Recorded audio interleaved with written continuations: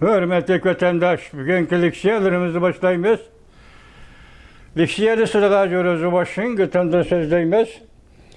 Bugün çislak 2025 yıl 9. ayının 15. günü haftada Düşenbe vatandaş. Bugünkü liksiyada vaziyetin esak vaziyet mındakına vatandaş birinci. Bu vaziyetimiz Amerika Koşmuş Ştatları Devlet Mahkemesi Tayvan Cumhur'un zemini emas. Tayvan Cumhur'un bir kısmı emas. Cumhur davran kılıp halkarada götürüp yürüyen popozu karakterlik hüccetle. İkinci Dünya Uğraşıdaki hüccetlerde nemi değilgen buluşudan kat'i nazar.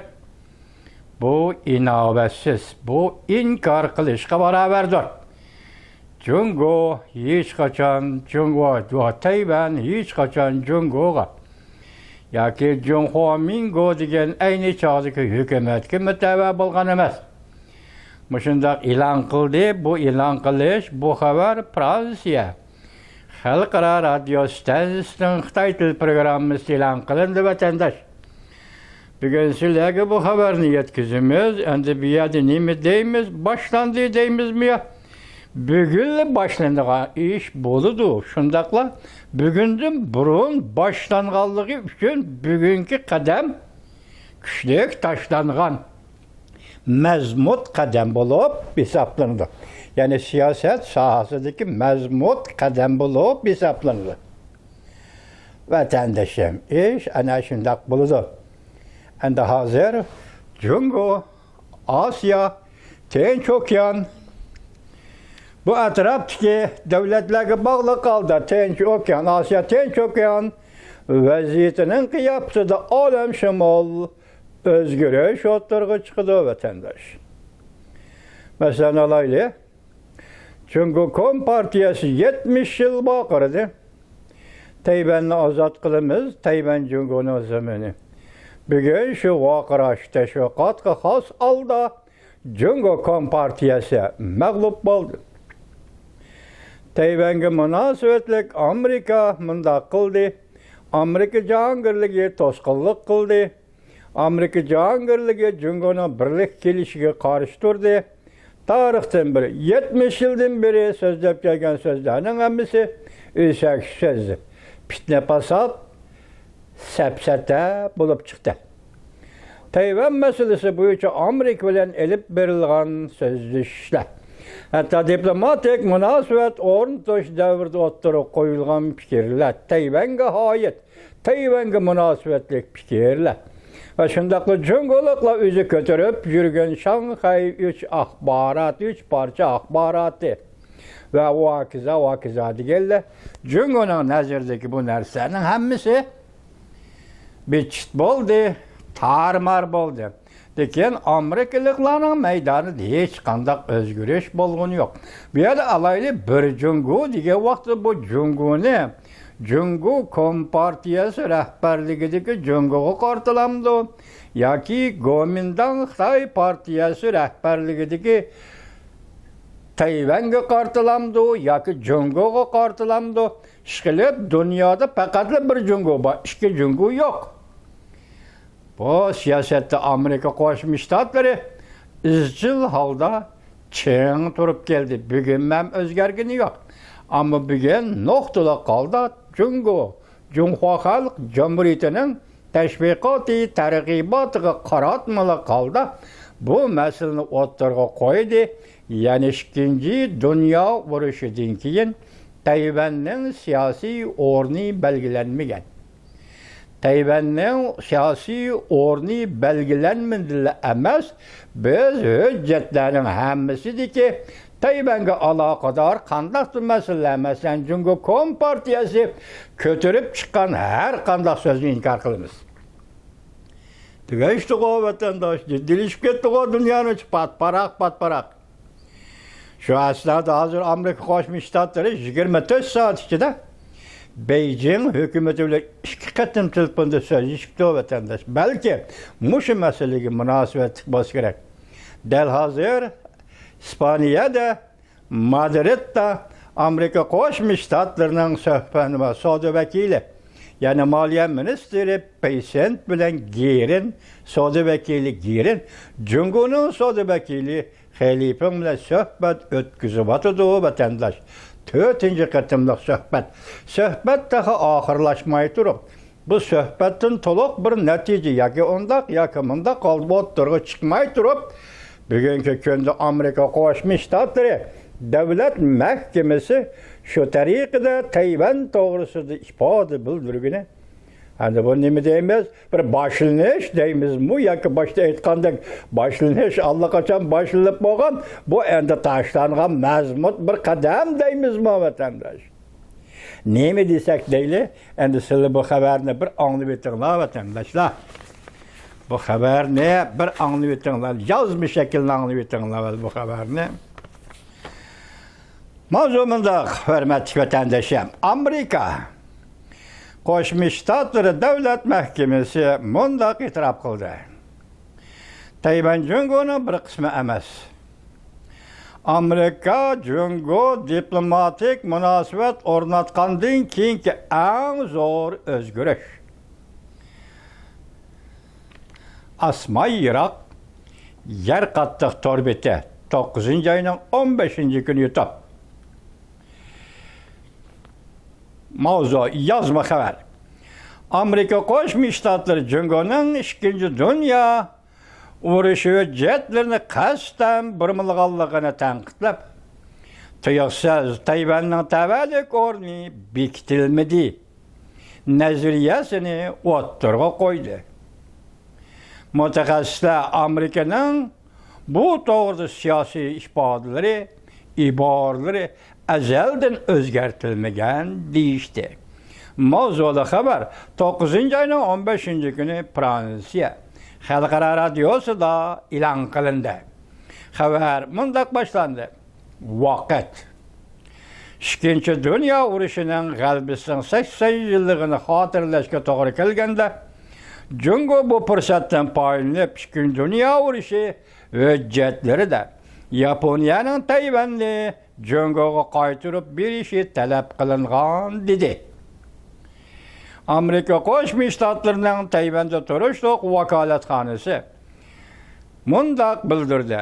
Beijing hujjatlarni o'zgartdi. Shunga Jungo'ning bu to'g'ridagi bayonlari xato. Tayvanning tavalluk o'rni bekitilmadi degan nazariyani qo'llaymiz dedi.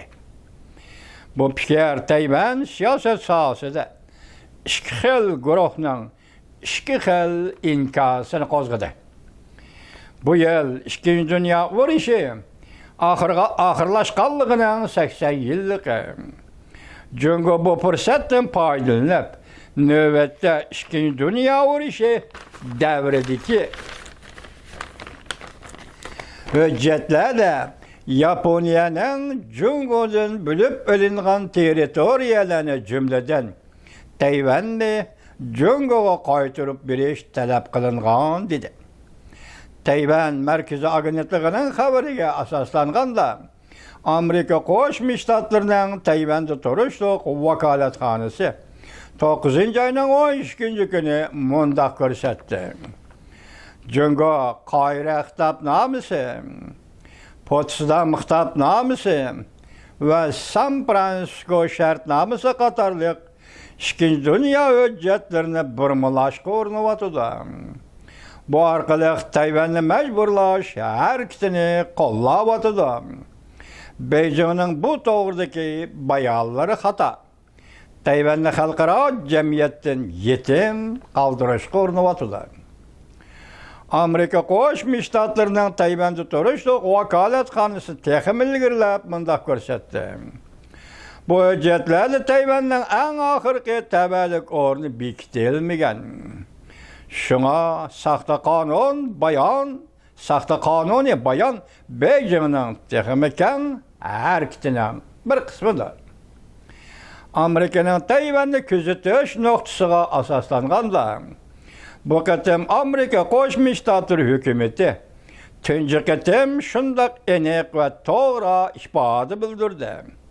hem de İkinci Dünya Uruşu'dan keyinki Tayvan'ın təvəllük ornu bekitilmediği nazariyesini bevasıta ta'kidledi. Bunda ifade bildiriş hakikaten az uçraydigan ifade bildiriştir. Belki bunda ifade bildiriş Kahire Hitapnamesi ve Potsdam Hitapnamesi da Cumhur'un Tayvan'a ilgilik hukuku var degan söz ibarlarını resmi inkar kılışqa beraberdir. Lekin tashqari dünya Amerika'nın bu nazariyesi Tayvan'da hakimiyet başı turgan Demokratiya Taraqqiyot Partiyasi Tayvan müstaqilligi yo'liga yordam berganlikdir.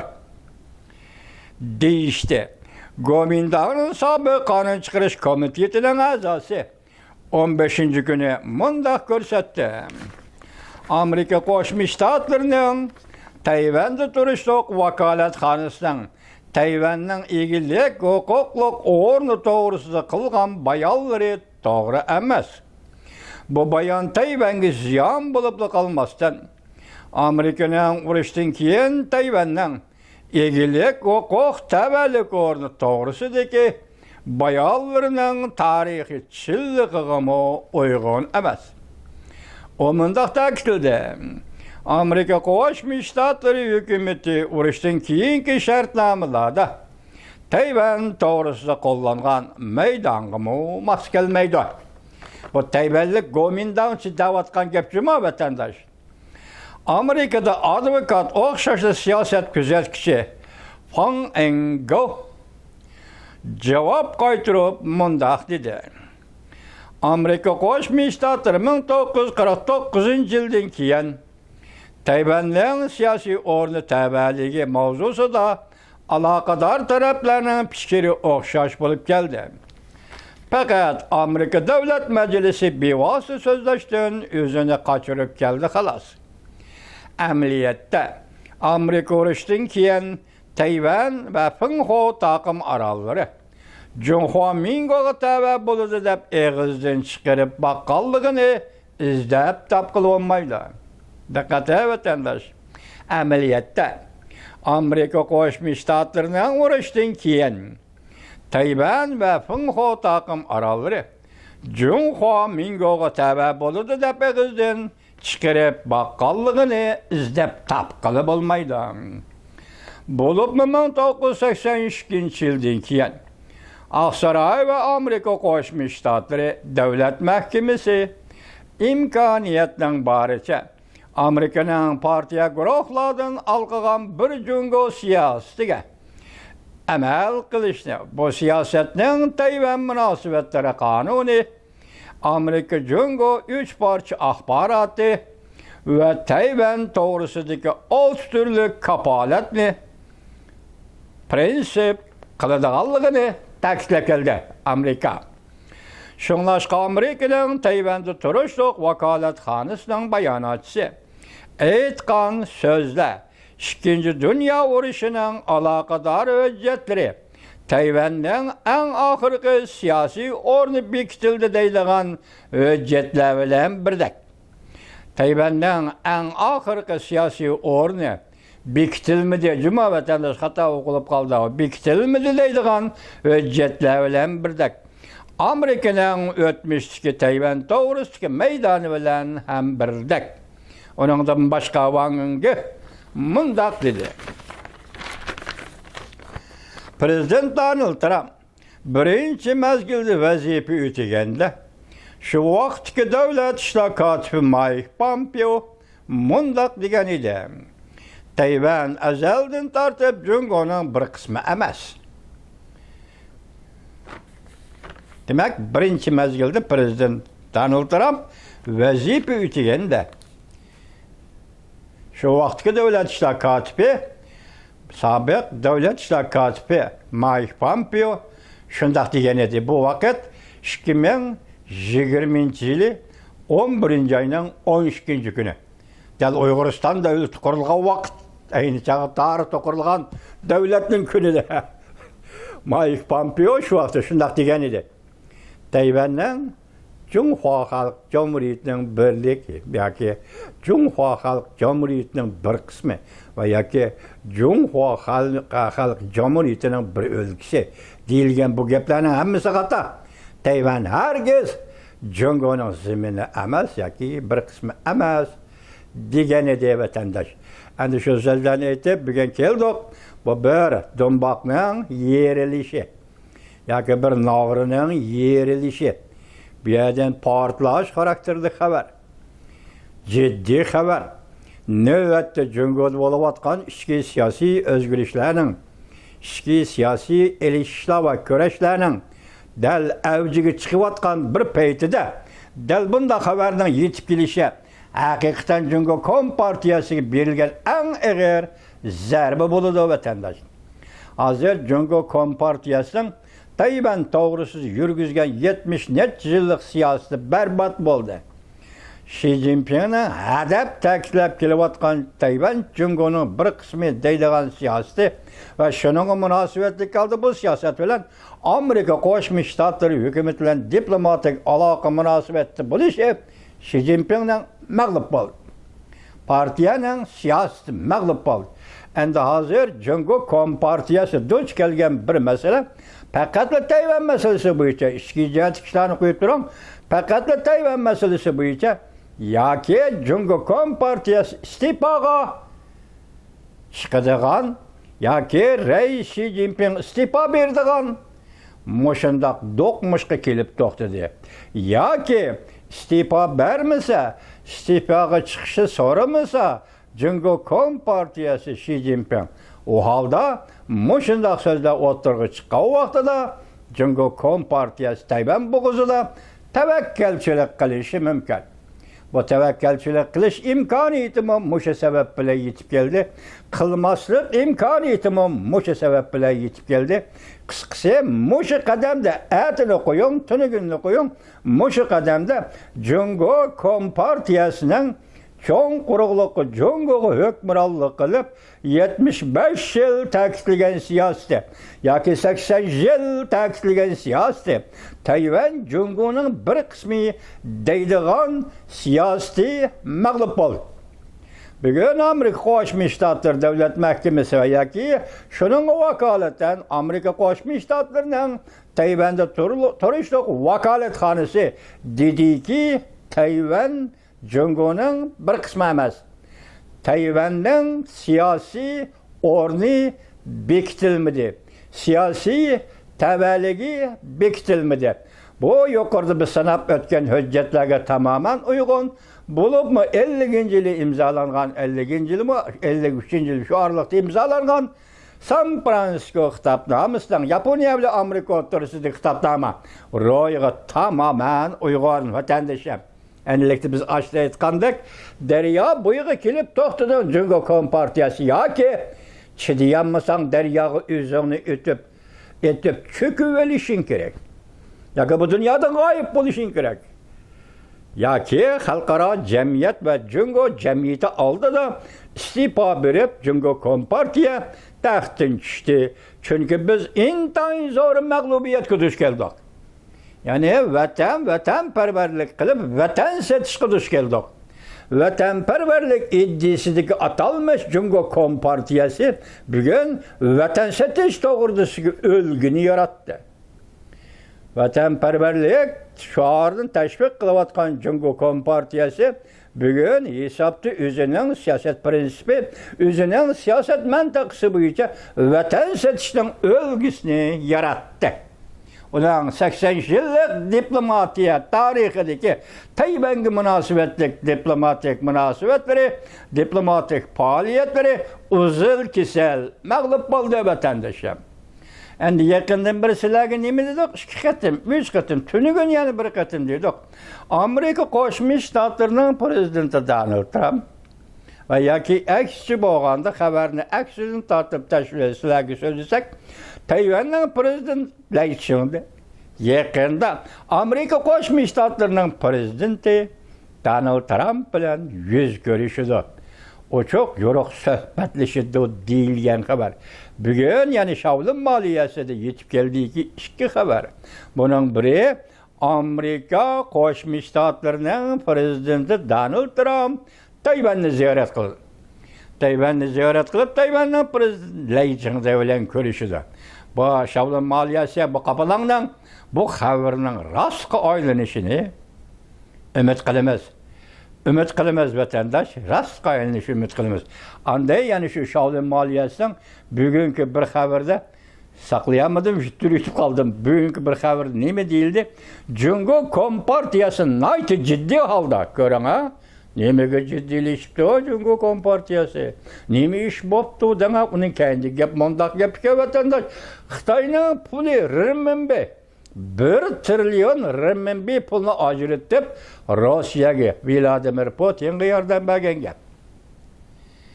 Yaningizmi vaziyat shunday kelayotganda, Tayvanning vaziyati shunday kelayotganda, Rais Xi Jinping xalqaro jamiyat bilan qarshilashdi degan gap.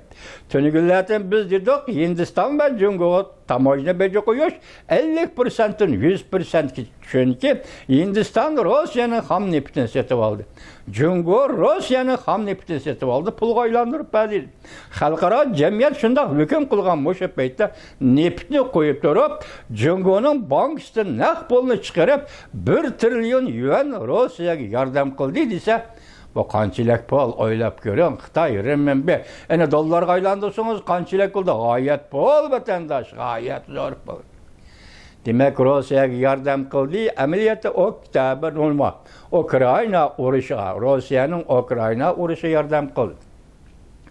Demak, bir jumla Rais Xi Jinping va uning Jungo Kompartiyasi G'arb dunyosi bilan qarshilashdi. G'arb dunyosi bilan raqobatlashdi. G'arb dunyosiga qarshi maydonda turib, bu qarshilashni keskinlashtirdi. Bugun Jungo Kompartiyasining turgan o'rni shu. Bugun Rais Xi Jinpingning turgan o'rni shu. Mana bu vaziyat degan, bunday bo'ladi vatandosh.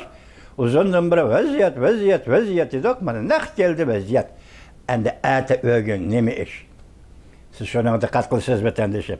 Endi sizlarga qisqa xabarlar, ya keyingi leksiyada so'zlaylik, juma uni keyingi so'zlaylik. Keyingi leksiyada so'zlaylik, men musha to'xtab qolsin bu.